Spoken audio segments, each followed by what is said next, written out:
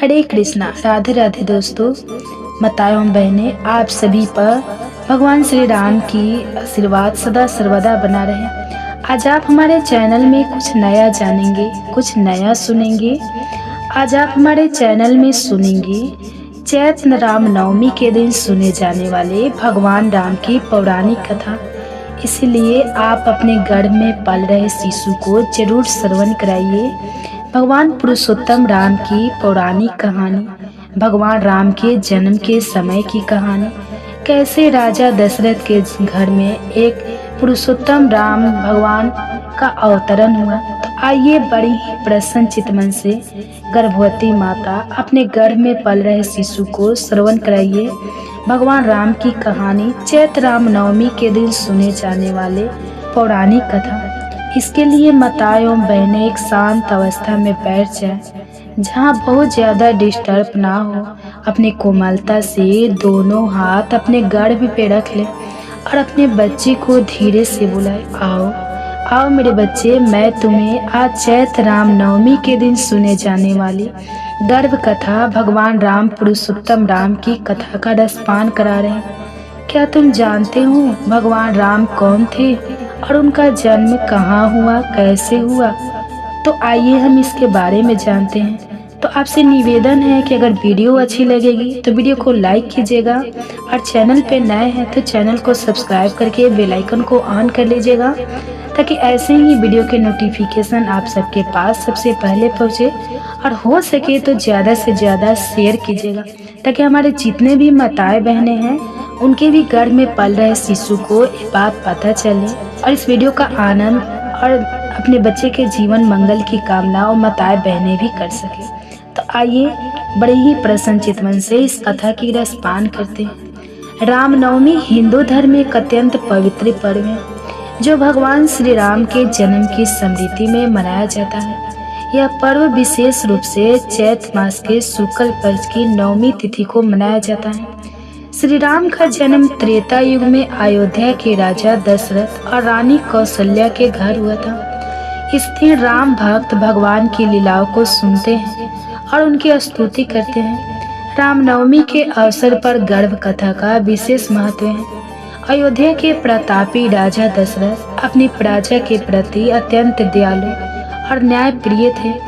उनके राज्य में धन धान्य की कोई कमी नहीं थी, किंतु उनकी एक बड़ी समस्या थी, उनके कोई संतान नहीं था। उन्होंने अनेक प्रयास किए, यज्ञ करवाए, तप किया, लेकिन पुत्र सुख नहीं मिला। एक दिन महर्षि वशिष्ठ ने राजा दशरथ से कहा, हे राजा, अब आपको पुत्र यष्ट यज्ञ कराना चाहिए, इससे आपको योग्य संतान की प्राप्ति होगी। महर्षि वशिष्ठ की सलाह मानकर राजा दशरथ ने ऋषि श्रृंग ऋषि को आमंत्रित कर यज्ञ की तैयारियां प्रारंभ कर दी। ऋषि श्रृंग ऋषि के द्वारा यज्ञ संपन्न हुआ।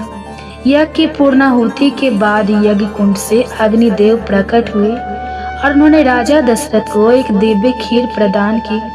उन्होंने कहा, हे राजन, इस खीर को अपनी रानियों में बांट दीजिए, इससे आपको उत्तम संतानों की प्राप्ति होगी।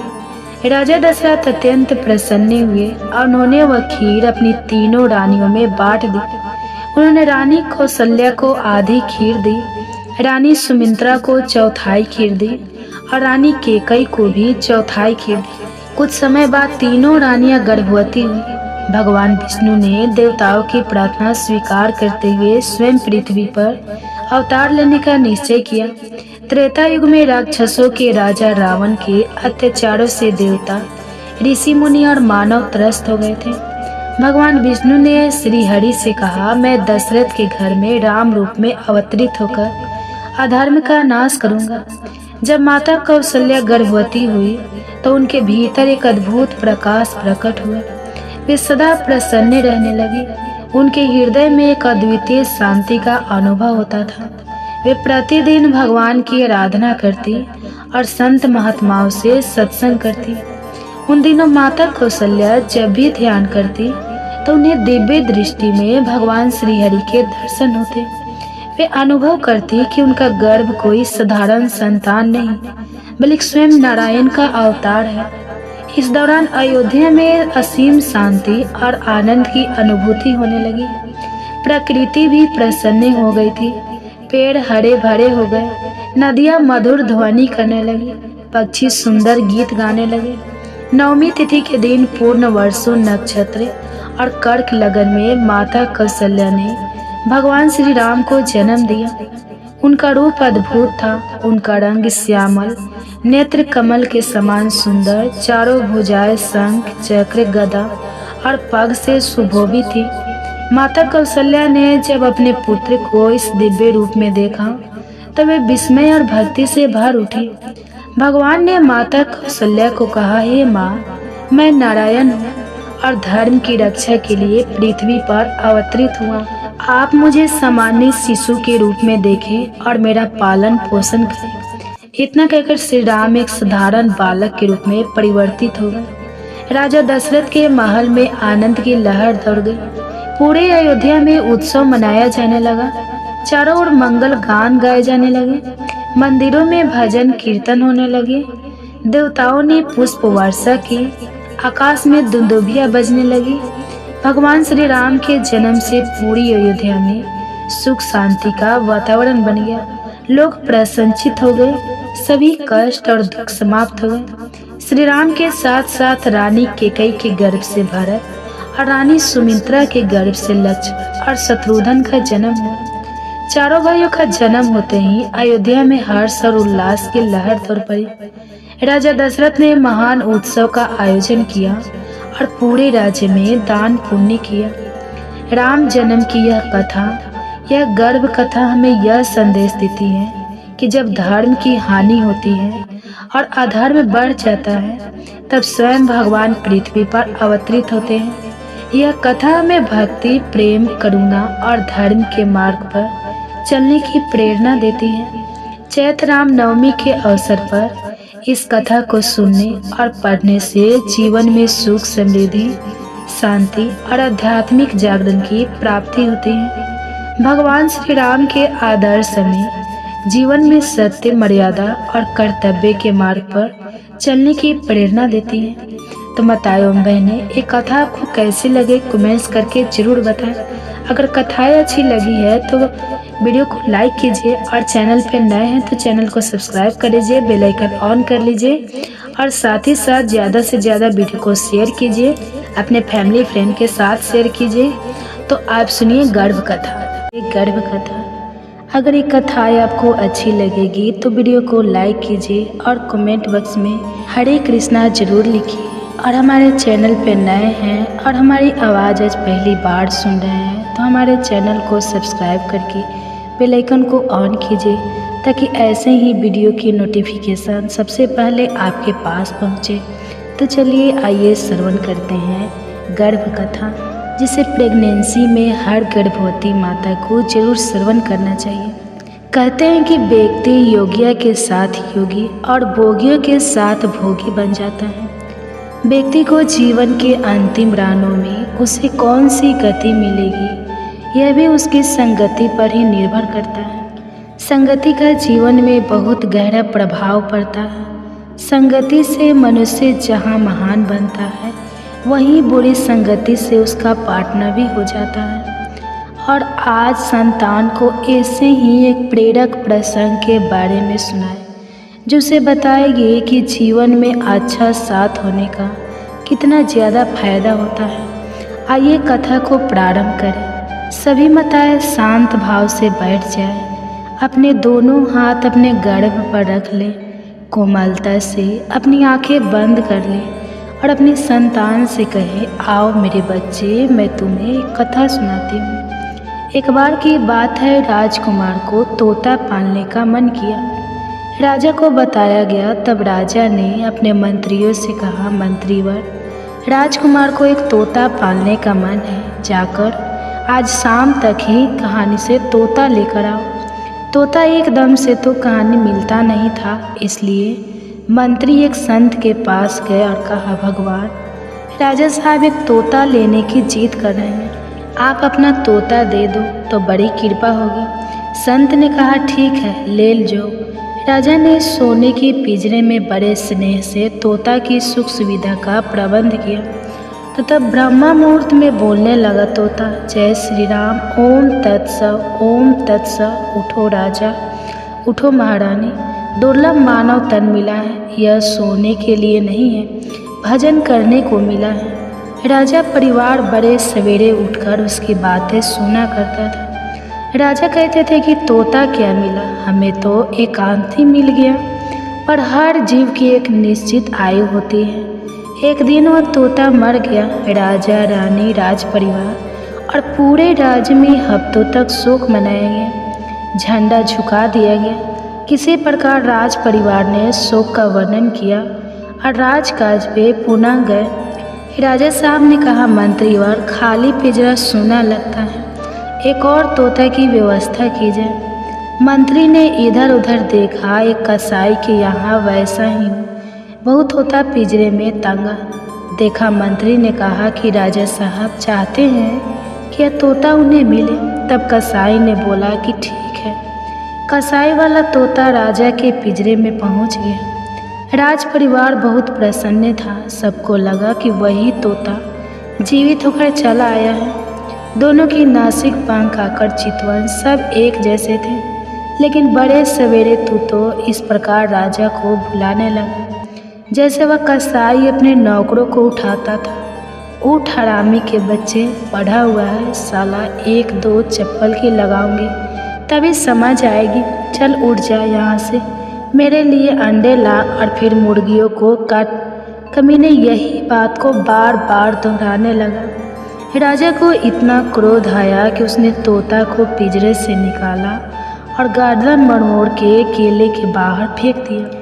मेरे बच्चे वे दोनों तोता सेज भाई थे, पर एक ही गर्दन मरोड़ दी गई तो दूसरे के लिए झंडा झुका दिए गए। भंडारा किया गया, शोक मनाया गया। आखिर भूल हुई तो कहाँ हुई? अंतर था दोनों की संगति का। मेरे बच्चे, हम सभी को यह मानव तन समाज रूप से मिला है। बच्चे, हम सभी को यह तनाव मानव जाति सब समाज रूप से मिला है। पर कोई उसे जीवन में ऐसे काम कर जाते हैं कि उन्हें सदियों तक सब याद रखते हैं। तो कहानी कुछ लोग ऐसे भी होते हैं जिससे उनके माता पिता परिवारजन की तंग आ जाते हैं। तो इसलिए कहा जाता है कि हम सदैव अच्छे लोगों का, अच्छी किताबें का संग करना चाहिए। वही हमारे जीवन की गाड़ी को सही रास्ते पे ले जाते हैं और अंत समय हमारी गति को कम करते हैं।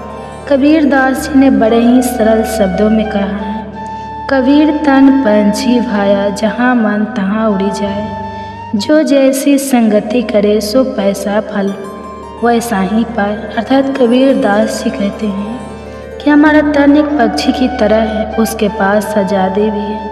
वह चाहे जिस दशा में उड़ सकता है, पर उसे यह समझना चाहिए कि वह जहाँ जाएगा, उनकी संगति करेगा, उसे अपने जीवन में वैसे ही परिणाम मिलेंगे। इसलिए हमें ध्यानपूर्वक एक एक काम बढ़ाना चाहिए। अपनी संगति पर सदैव पैनी नज़र रखनी चाहिए। मेरे बच्चे, चलो अब आज के लिए इतना ही। अब तुम कृष्ण की वाणी सुनो। श्री कृष्ण कहते हैं, किसी भी व्यक्ति के अपने जीवन में सफल ना होने के सबसे मुख्य कारण होते हैं खुद पर भरोसा ना होना। जीवन में वही व्यक्ति सफल होता है जिसे खुद पर भरोसा हो। जिस व्यक्ति को खुद पर भरोसा नहीं है वह कभी भी सफल नहीं हो सकता। एक बार दानवीर कर्ण ने भगवान श्री कृष्ण से अपनी व्यथा सुनाई और कहा कि हे प्रभु, जब मैं पैदा हुआ तब मेरी माँ ने मुझे त्याग दिया, इसमें मेरा क्या अपराध था? द्रोणाचार्य ने मुझे शिक्षा देने के मना कर दिया क्योंकि वह मुझे क्षत्रिय नहीं मानते थे, इसमें भी मेरा क्या अपराध? और द्रौपदी के स्वयंवर में मुझे अपमानित किया गया क्योंकि महाराज परिवार का हिस्सा नहीं हूँ। जवाब में श्री कृष्ण ने कहा, हे कर्ण, जरा ध्यान से सुनो। मेरा जन्म हुआ तब मैं कारागार में था और मैं पैदा होते ही मेरी मृत्यु मेरा प्रतीक्षा कर रही थी। जिस रात मेरा जन्म हुआ था उस रात मुझे मेरे माँ बाप से अलग होना पड़ा, जहाँ पहुँचकर मुझे हर वो एक काम करना पड़ा जो एक गरीब परिवार में करना पड़ता है। गायों का गोबर हाथ से उठाना, जब मैं चल नहीं सकता था तब मुझ पर प्राण घातक हमले किए गए। मुझे मारने की बार बार कोशिश की गई। न मेरे पास बचपन में शिक्षा थी, न ही महल था, न कोई गुरुकुल था, न कोई विशाल सेना थी, लेकिन तब भी मेरे मामा मुझे उनका सबसे बड़ा शत्रु मानते थे। मेरा भी जीवन कई चुनौतियों से गुजरा है। यह बात इतना महत्वपूर्ण नहीं है कि जीवन में कितनी बार अपमानित होना पड़ रहा है, पर यह महत्वपूर्ण है कि आप उस अपमान का जवाब कैसे दे रहे हैं। आपके पास ज्ञान है जिसका आप इस्तेमाल कर पा रहे हैं, और इन सब चुनौतियों को पार करके कैसे आगे बढ़ते हैं, यह सब बात सबसे अधिक महत्वपूर्ण है। जब कुछ किताबों से ही सीखने को नहीं मिलता, कुछ मतलबी लोगों से भी बहुत कुछ सीखने को मिलता है। गलती उसी से होती है जो मेहनत से काम करता है। निकम्मे की ज़िंदगी में तो दूसरे की बुराई खोजने में ख़त्म हो जाती है। इज्जत इंसान की नहीं होती है, ज़रूरत की होती है। ज़रूरत ख़त्म तो इज्जत ख़त्म। बोलना सीखिए वरना ज़िंदगी भर सुनना पड़ेगा। उड़ने में बुराई नहीं है, आप भी उतना ही उड़े जहाँ से ज़मीन साफ दिखाई देती है।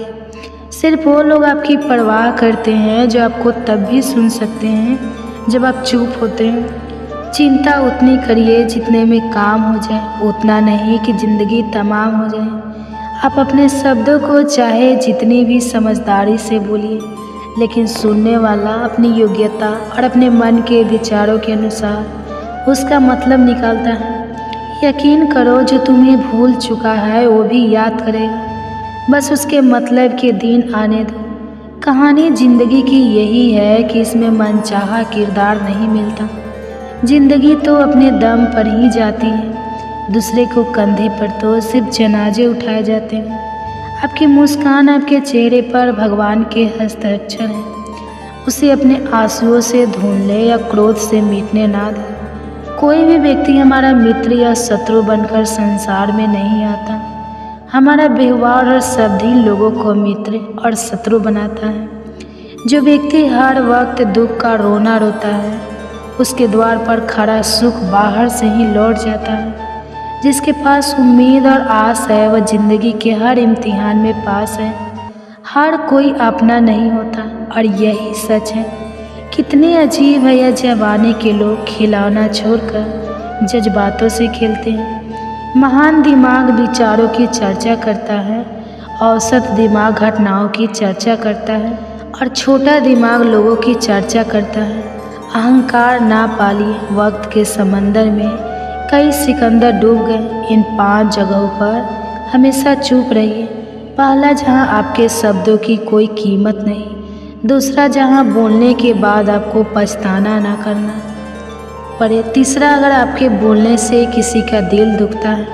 चौथा, अगर आप गुस्से में हो, क्योंकि गुस्से में इंसान बिना सोचे समझे कुछ भी बोल देता है। और पांचवा, जहां आपकी समझदारी से कोई सुनने वाला ना हो। किसी का कष्ट देखकर अगर तुम्हें भी कष्ट होता है तो समझ लेना तुम्हारी आत्मा में परमात्मा विराजमान है। सिर्फ सुकून ढूंढिए, ज़रूरतें कभी पूरी नहीं होती। ज़िंदगी में सारा झगड़ा ख्वाहिशों का है। ना तो किसी को गम चाहिए और ना ही किसी को कम चाहिए। जिसके इरादे हमेशा साफ होते हैं, कई बार लोग उसके ही खिलाफ होते हैं। जो तुमसे तंग आ जाए उसे छोड़ दो, क्योंकि बोझ बन जाने से याद बनना बेहतर है। झूठ की खरीदारी ज़्यादा दिन तक नहीं टिकती। सच एक ही सही अंत तक साथ देता है। किसी इंसान के आज को देखकर उसके भविष्य का मजाक मत उड़ाओ, क्योंकि समय में इतनी शक्ति है कि वह कोयलों को भी धीरे धीरे हीरे में बदल देता है। समय जब फैसला करता है तो गवाही की ज़रूरत नहीं होती। इंसान का काम तमाम करने वाला शब्द है, कल करूँगा।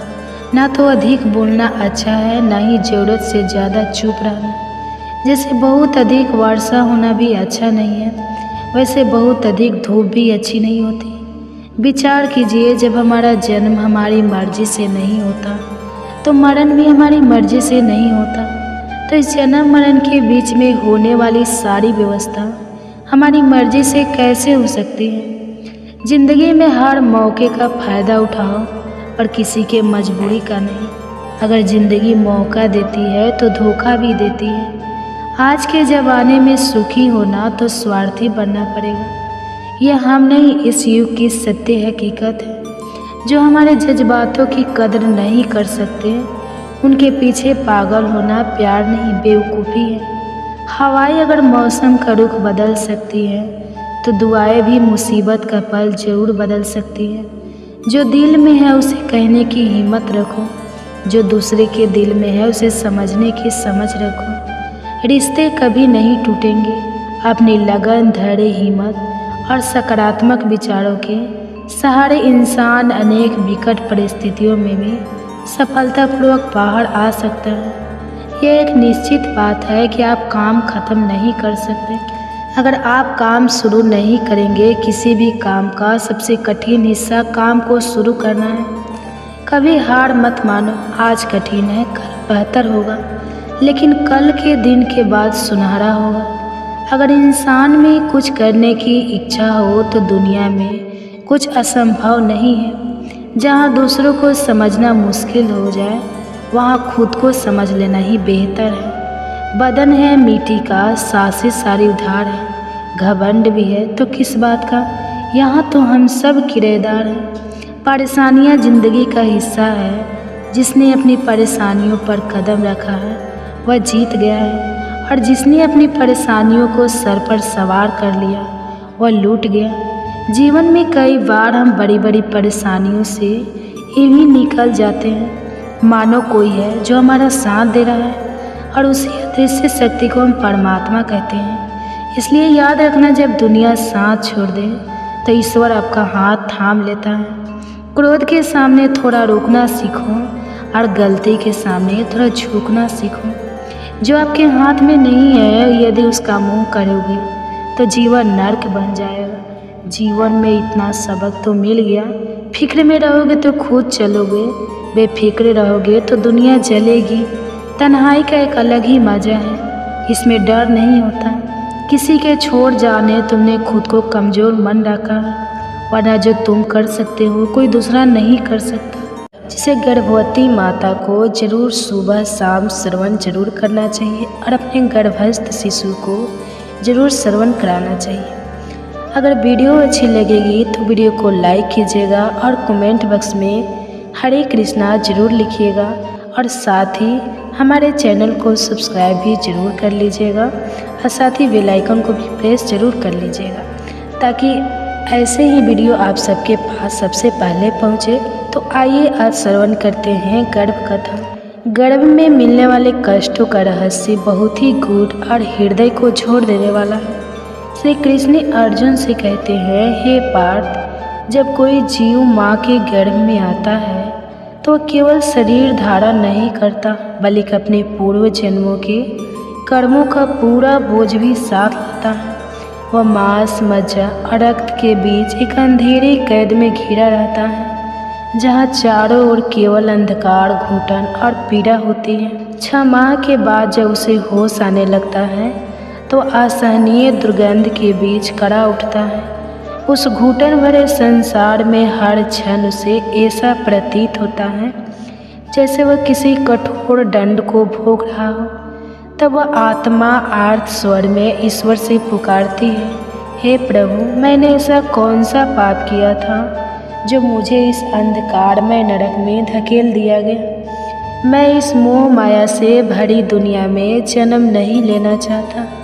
कृपया कर मुझे मुक्त कर दीजिए। परंतु नियति की यह अटल सच्चाई है कि ईश्वर उसकी विनती को अनसुना कर देते हैं, क्योंकि जीव को अपने कर्मों का फल भोगना ही पड़ता है। श्री कृष्ण अर्जुन को बताते हैं, हे धनंजय, माँ के गर्भ में जीव जितने कष्ट सहता है वह मृत्यु लोक के किसी भी दुख से कहीं अधिक होता है। परंतु यह कष्ट किसी के साथ अन्याय नहीं, बल्कि उसके पूर्व जन्मों में किए गए कर्मों का ही प्रतिफल होता है। वहाँ वह अपने पापों पर पछताता है, अपने किए गए अधर्म को याद कर तड़प उठता है और सोचता है कि काश उसने सत्कर्म किए होते तो आज उसे इस पीड़ा में ना रहना पड़ता।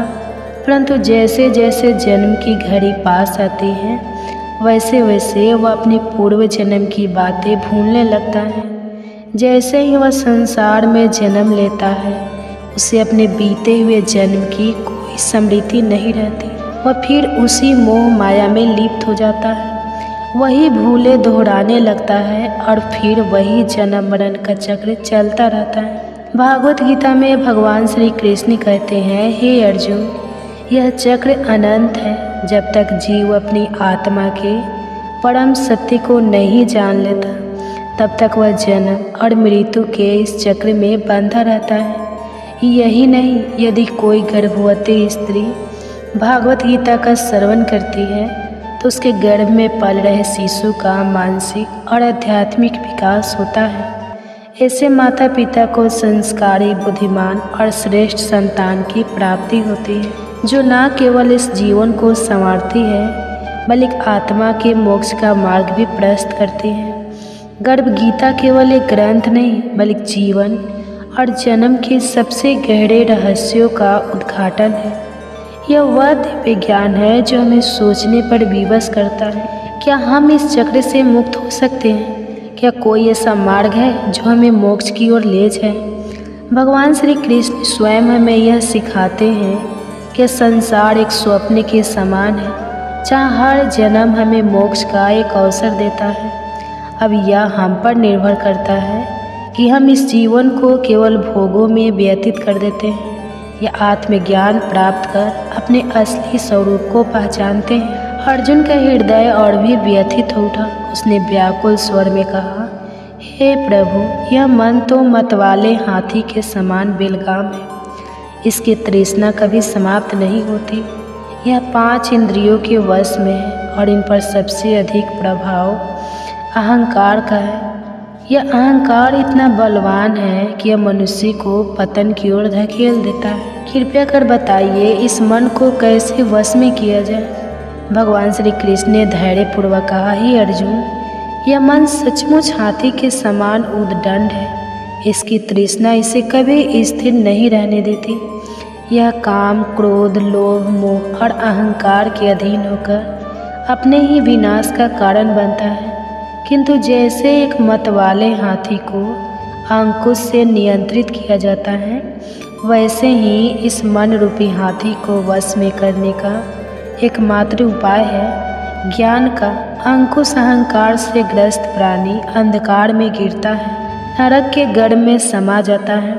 किंतु जो ज्ञान के प्रकाश को धारण करता है, वह स्वयं को बचा लेता है।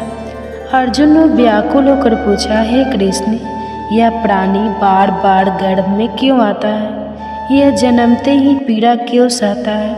रोग, जरा और अतः मृत्यु की कठोर मार इसे क्यों झेलनी पड़ती है?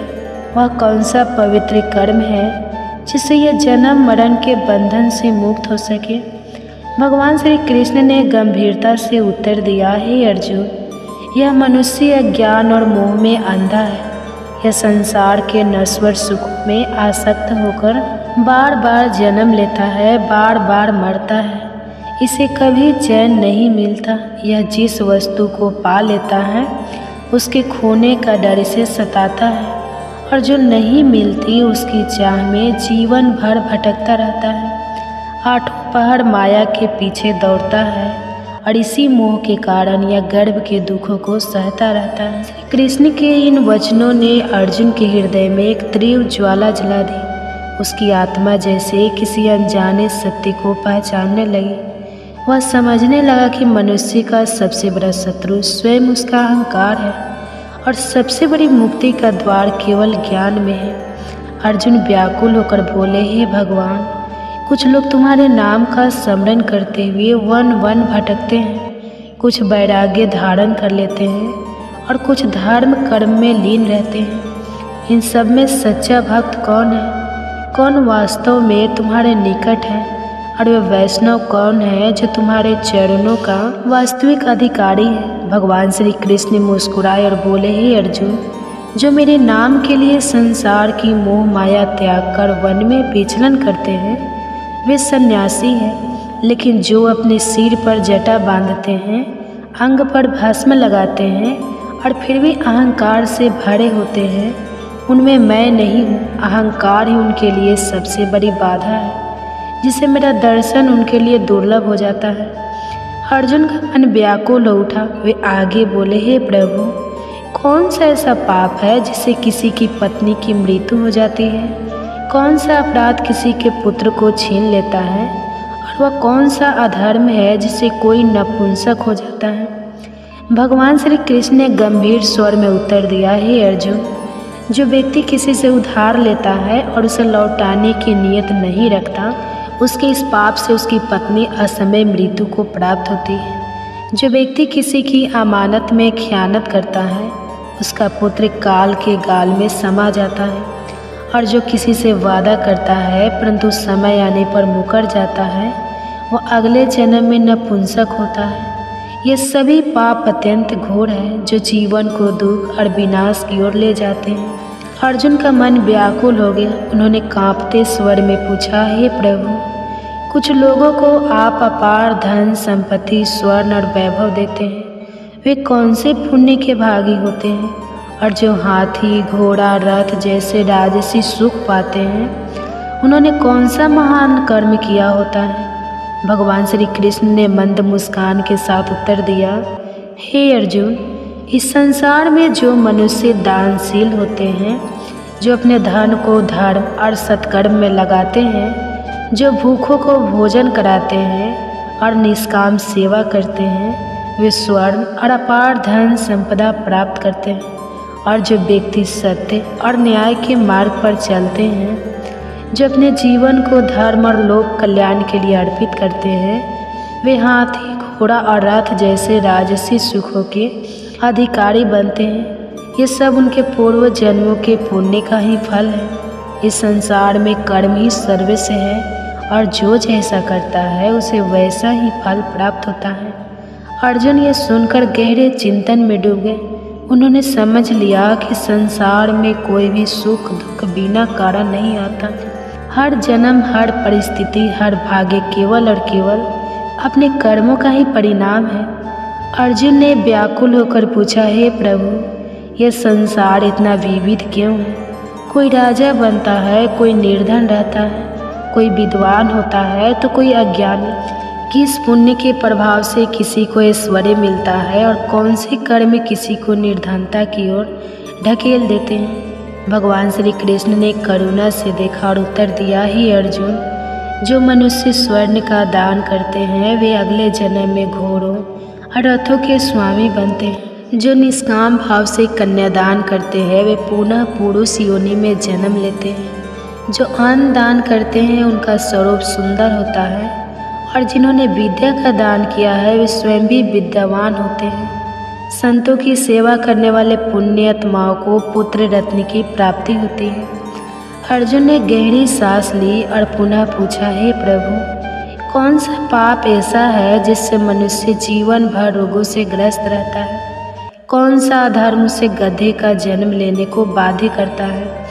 स्त्री और टूट का जन्म किस पाप के कारण प्राप्त होता है? और वह कौन सा पाप है जिससे कोई बिल्ली का जन्म पाता है? भगवान श्री कृष्ण का स्वर गंभीर हो गया। हे अर्जुन, जो व्यक्ति कन्यादान करते समय धन लेते हैं, वे पापी होते हैं, और यही कारण है कि वे जीवन भर रोगों से पीड़ित रहते हैं। जो व्यक्ति अपनी वासनाओं में डूबकर मदिरा का सेवन करते हैं, वे अगले जन्म में टट्टू बनते हैं। जो झूठी गवाही देते हैं, वे स्त्री योनि में जन्म लेते हैं। जो महिलाएं पहले स्वयं भोजन कर लेती हैं और फिर ईश्वर को अर्घ्य दान देती हैं, वे अगले जन्म में बिल्ली बनती हैं। और जो लोग झूठी वस्तु दान करते हैं, वे अगले जन्म में गुलाम स्त्रियों बनती हैं। अर्जुन का हृदय और अधिक प्रश्नों से भर गया। उन्होंने अधीर होकर पूछा, हे प्रभु, कोई धन का प्रेमी होता है, कोई स्त्रियों में आसक्त रहता है, या आकर्षण किस कारण उत्पन्न होता है? श्री कृष्ण गंभीर स्वर में बोले, हे अर्जुन, धन और स्त्री दोनों नाशवान हैं। यह माया का मोह जाल है जो जीव को भटकाता है। केवल मेरी भक्ति ऐसी है जो कभी नष्ट नहीं होती। जो मेरी शरण में आता है वही सच्ची शांति पाता है। अर्जुन ने और अधिक गहराई से जानना चाहा। उन्होंने पूछा, हे भगवान, यह राजपाट किस पुण्य से प्राप्त होता है? कौन सा धर्म करने से विद्या का वरदान मिलता है? भगवान श्री कृष्ण का स्वर्ग और अधिक गंभीर हो गया। हे अर्जुन, जो प्राणी काशी में निष्काम भाव से तप करते हुए देह त्यागते हैं वे राजा बनते हैं, और जो गुरु की सेवा निष्ठा और समर्पण से करते हैं वे विद्या प्राप्त करते हैं। ये संसार केवल कर्मों का प्रतिफल है। अर्जुन अभी भी समाधान नहीं पा रहे थे। उन्होंने और जिज्ञासा से पूछा, हे प्रभु, कुछ लोग बिना किसी परिश्रम के अचानक धनवान हो जाते हैं, इसका क्या कारण है? भगवान श्री कृष्ण मुस्कुराए और बोले, हे अर्जुन, जो गुप्त दान करते हैं, जो बिना किसी दिखावे के दूसरों की सहायता करते हैं, वे अचानक धन संपत्ति प्राप्त करते हैं। जो परमेश्वर के कार्य में लगते हैं, जो परोपकार में अपना जीवन अर्पित करते हैं, वे सदैव रोगों से मुक्त रहते हैं। अब अर्जुन के मन में पापों को लेकर जिज्ञासा उठी।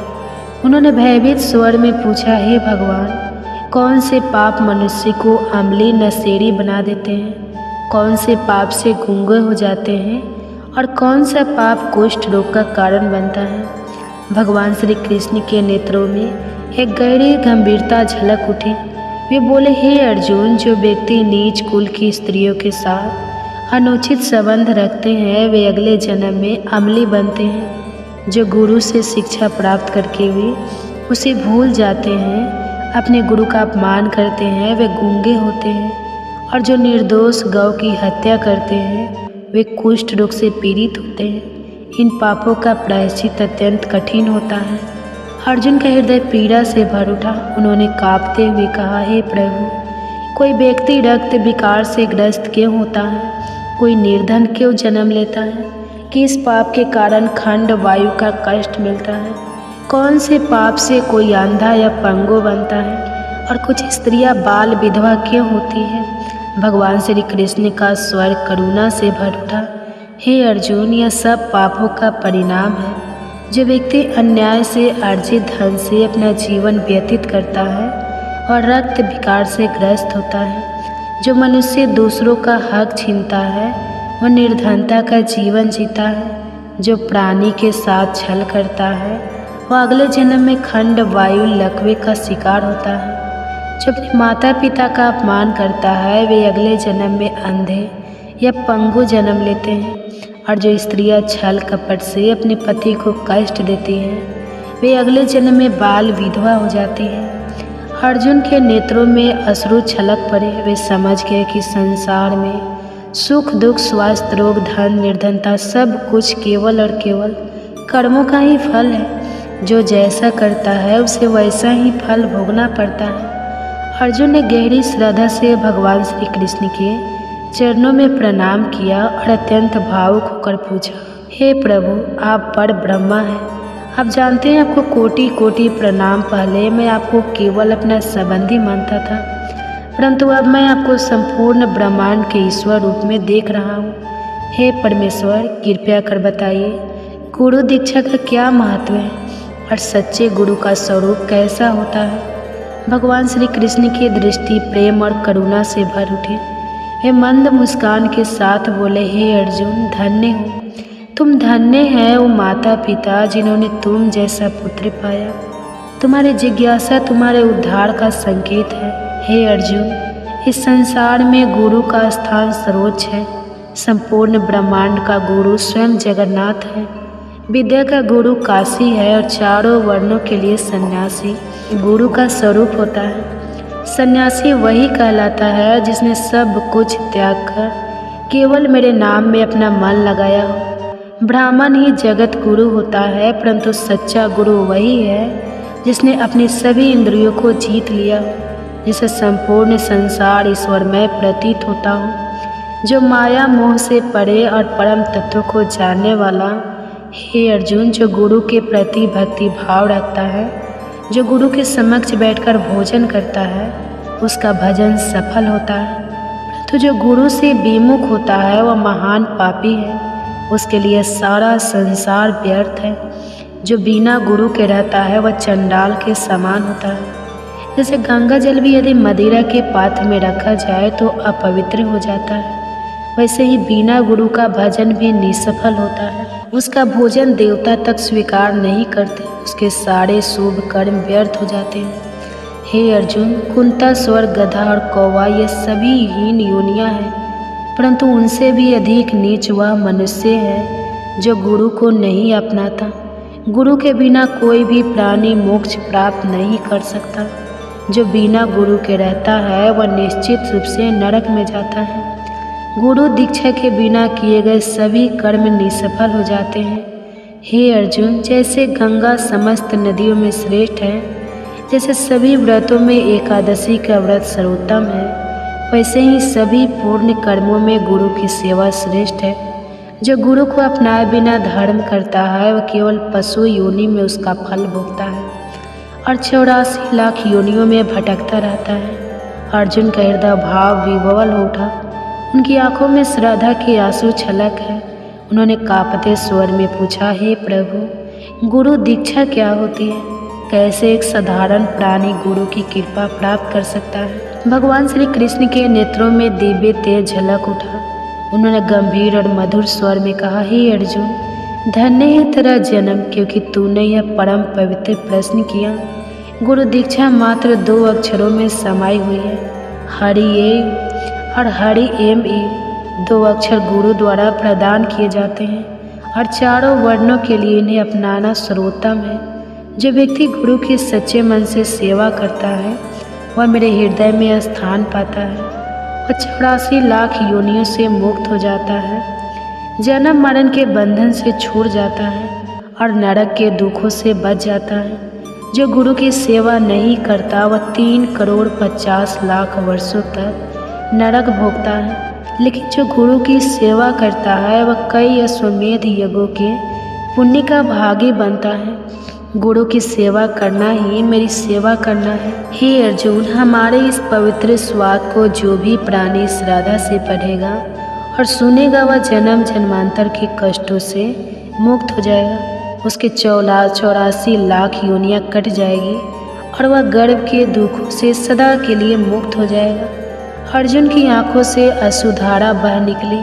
उन्होंने श्री कृष्ण के चरणों में सिर झुका दिया और उनके भीतर एक असीम शांति का संचार हुआ। अब उन्हें अपना मार्ग स्पष्ट दिखने लगा। गुरु की भक्ति और सेवा ही परम सत्य है। वृद्ध जनों के प्रति कर्तव्य परिवार के सदस्यों का कर्तव्य है कि वे वृद्धों को यह महसूस ना होने दें कि उनका इस घर में कोई स्थान नहीं रहा। उन्हें ऐसा लगना चाहिए कि परिवार उनके प्रति प्रेम और उनका सम्मान रखता है। यदि हम आज अपने बुजुर्गों की सेवा करेंगे तो कल हमारी संतानें भी हमें वही आदर देगी। यह जीवन का चक्र है, जो बोवेगे वही पाओगे। गृहस्थों का कर्तव्य है कि जो भी अतिथि या भाग्यत उनके द्वार पर आए उसका उचित सत्कार करें। भारतीय संस्कृति में कहा गया है, अतिथि देवो भव। जहाँ अतिथियों का सम्मान नहीं होता वहाँ समाज और परिवार की उन्नति रुक जाती है। परिवार की एकता भी बहुत महत्वपूर्ण है। जहाँ लोग एक दूसरे से खुलकर स्वाद नहीं करते, एक दूसरे से कटे कटे रहते हैं, वह समाज और परिवार शीघ्र ही बिखरने लगते हैं। इसके विपरीत जहाँ शाम को सभी सदस्य मिलकर बैठते हैं, अपनी बातें साझा करते हैं और परस्पर प्रेम भाव रखते हैं, वहाँ परिवार में सुख और समृद्धि बनी रहती है। अगर कोई व्यापार लगातार घाटे में चल रहा हो तो उसे सफल नहीं कहा जाता। इसी तरह मानव जीवन भी एक व्यापार की तरह है। अगर इसमें प्रसन्नता, शांति और संतोष नहीं है तो यह घाटे में ही चल रहा है।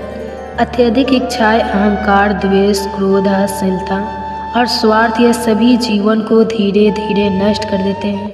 बहुत से लोग सारी भौतिक सुविधाएं होने के बावजूद भी मानसिक रूप से परेशान रहते हैं, क्योंकि वे ईर्ष्या, द्वेष, कलह, चिंता और मानसिक उलझनों में उलझे रहते हैं। धन अधिक हो या कम, लेकिन मन यदि पवित्र है तो जीवन सुखी रहेगा।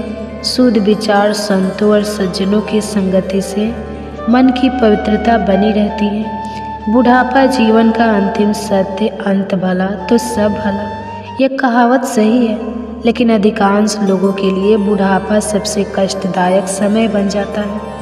जो व्यक्ति अपने पूरे जीवन में क्रोध, ईर्ष्या, स्वार्थ और कटुता को पालता है, उसका बुढ़ापा भी दुखदायी हो जाता है।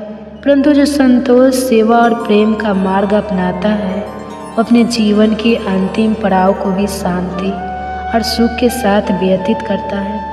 वास्तविक सुख बाहरी चीज़ों में नहीं, मन की शांति, अच्छे विचारों और प्रेम पूर्ण संबंधों में है। वृद्धों का सम्मान करें, उनके अनुभवों से सीखें, परिवार में प्रेम और एकता बनाए रखें, मन को शुद्ध रखें ताकि जीवन के अंतिम क्षण भी सुखद और शांतिपूर्ण हो। दोस्तों, अगर आपको ये वीडियो पसंद आई हो तो लाइक, शेयर और सब्सक्राइब करना ना भूलें। यदि आप हमारे YouTube चैनल वंदना काव्य पर नए हैं तो सब्सक्राइब करके बेल आइकन दबाएं ताकि हमारी हर नई वीडियो सबसे पहले आप तक पहुंचे। कमेंट्स में जय श्री कृष्णा, राधे राधे लिखना, अपना आशीर्वाद दें। हमारी पूरी वीडियो देखने के लिए धन्यवाद। जय श्री कृष्णा, राधे राधे। कहते हैं कि गर्भावस्था में अगर पूरी भागवत ना भी पढ़ पाए तो कृष्ण के जन्म के समय की स्तुति जरूर ही श्रवण करना चाहिए। इसे गर्भ में पल रहे बच्चे पर भगवान के जैसे ही गुण प्रकट होते हैं। तो आइए बड़े ही प्रसन्न चित्तमन से माताएं एवं बहनें गर्भ कथा का श्रवण करते हैं। भगवान श्री कृष्ण जिन्हें संपूर्ण ब्रह्मांड का पालनहार माना जाता है, इन्हीं के बाल लीला का हम श्रवण करेंगे। अगर अभी तक आपने मेरे चैनल को सब्सक्राइब नहीं किया है तो चैनल को सब्सक्राइब कर लीजिए। अगर वीडियो अच्छी लगेगी तो वीडियो को लाइक कीजिए और कमेंट्स में हरे कृष्णा ज़रूर लिखिए, और हो सके तो वीडियो को पूरा ज़रूर श्रवण कीजिए और अपने बच्चे को भी ज़रूर सुनाइए, और ज़्यादा से ज़्यादा इस वीडियो को शेयर कीजिए ताकि जितने भी हमारे माताएं एवं बहनें गर्भावस्था में हैं वो अपने बच्चे को ज़रूर सुनाएं।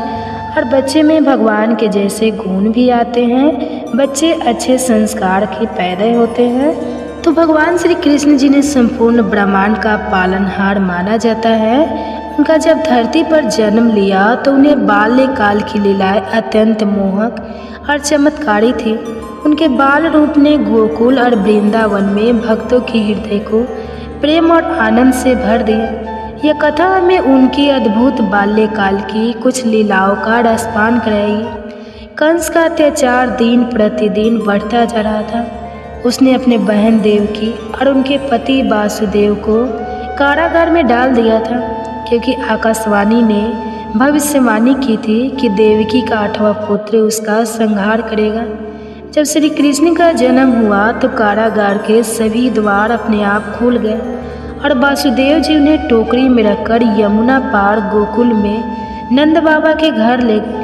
वहाँ उन्होंने यशोदा के नवजात शिशु के स्थान पर कृष्ण को रख दिया और लौट आए। सुबह होते ही नंद बाबा और यशोदा माता को यह अपार हर्ष हुआ कि उनके घर में एक सुंदर पुत्र ने जन्म लिया। गोकुल में आनंद की लहर दौड़ गई, चारों ओर उल्लास का वातावरण बन गया। कंस ने कृष्ण को मारने के लिए कई असुरों को भेजा।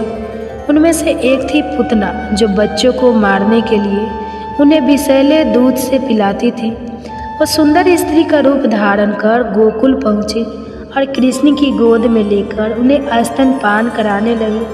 लेकिन भगवान कृष्ण उसकी चाल को भली भांति समझ गए और उन्होंने इतना तेज चूसना शुरू किया कि पुतना पीड़ा से चीखने लगे। अतः वह अपने असली राक्षसी रूप में आकर धराशायी हो गए। गोकुलवासियों ने इसे चमत्कार माना, लेकिन वे कृष्ण के इस अद्भुत पराक्रम से अनजान थे। कृष्ण बचपन से ही बड़े नटखट थे। वे यशोदा माता की मटकी फोड़ देते, मक्खन चुराकर ग्वालों को खिलाते और ग्वालिनों को सताते थे। एक दिन माता यशोदा ने उन्हें मक्खन खाते हुए पकड़ लिया और सजा देने के लिए ओखली से बांधने लगी। लेकिन कृष्ण कोई साधारण बालक नहीं थे। जैसे ही माता यशोदा रस्सी बांधने लगती, रस्सी हर बार 2 अंगुल छोटी पड़ जाती। कई बार प्रयास करने के बाद जब माता प्रेम से थक गई तब भगवान ने स्वयं को बांधने दिया। बंधे होने के बावजूद उन्होंने खेल खेल में ओखल को खींचते हुए यमलार्जुन 2 विशाल वृक्ष के बीच से निकाल दिया। जैसे ही ओखल दोनों वृक्षों के बीच आया, वे गरजते हुए गिर गए और उनमें से 2 देवता प्रकट हुए। ये धन के देवता कुबेर के पुत्र थे, जो श्राप के कारण वृक्ष रूप में थे। कृष्ण की कृपा से उनका उद्धार हुआ। कृष्ण अपने सखाओं के साथ गोकुल के घर घर जाकर माखन चुराते थे।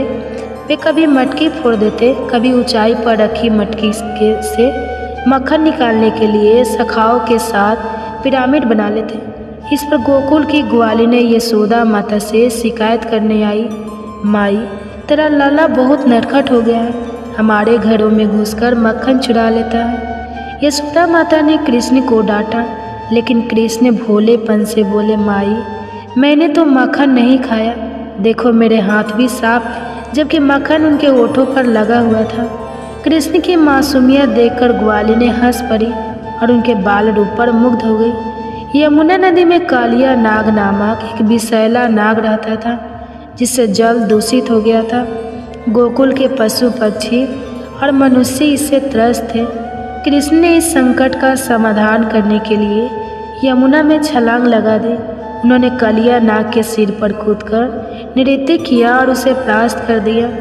नाग ने भयभीत होकर भगवान से क्षमा मांगी। कृष्ण ने उसे यमुना छोड़कर किसी अन्य स्थान पर जाने की आज्ञा दी, जिससे यमुना का जल पुनः शुद्ध हो गया। गोकुलवासी हर वर्ष इंद्र देवता की पूजा करते थे, लेकिन कृष्ण ने समझाया कि हमें इंद्र की नहीं बल्कि गोवर्धन पर्वत की पूजा करनी चाहिए, जो हमारी गायों को चरने के लिए हरी घास देता है और हमें भोजन प्रदान करता है। गोकुलवासियों ने गोवर्धन पर्वत की पूजा शुरू कर दी, जिससे इंद्र क्रोधित हो गए। उन्होंने गोकुल पर मूसलाधार वर्षा बरसाई। तब श्री कृष्ण ने अपनी छोटी अंगुली पर गोवर्धन पर्वत को उठा लिया और समस्त गोकुलवासियों को उसके नीचे आश्रय दिया। इंद्र ने अपनी हार स्वीकार की और कृष्ण को साक्षात नारायण के रूप में प्रणाम किया। गोकुल से वृंदावन आने के बाद भी कृष्ण की बाल लीलाएं जारी रही। वे ग्वाल बालों के साथ गाय चराने जाते, रास लीला करते, अपनी मधुर बांसुरी से सबको मोहित कर देते। बाल कृष्ण की इन लीलाओं ने सभी के हृदय में प्रेम और भक्ति का संचार किया। उनकी अलौकिक बाल लीलाएं आज भी भक्तों को आनंदित करती हैं और हमें प्रेम, भक्ति और निश्चलता का संदेश देती हैं। श्री कृष्ण की बाल लीलाएं केवल कहानियाँ ही नहीं है, बल्कि गहरे आध्यात्मिक अर्थ रखती है। वे हमें सिखाती है कि प्रेम, भक्ति और नटखट सरलता से ईश्वर को पाया जा सकता है। बाल कृष्ण की लीला हमें आनंदित करती है और जीवन में सच्चे प्रेम और विश्वास का महत्व समझाती है। जय श्री कृष्ण।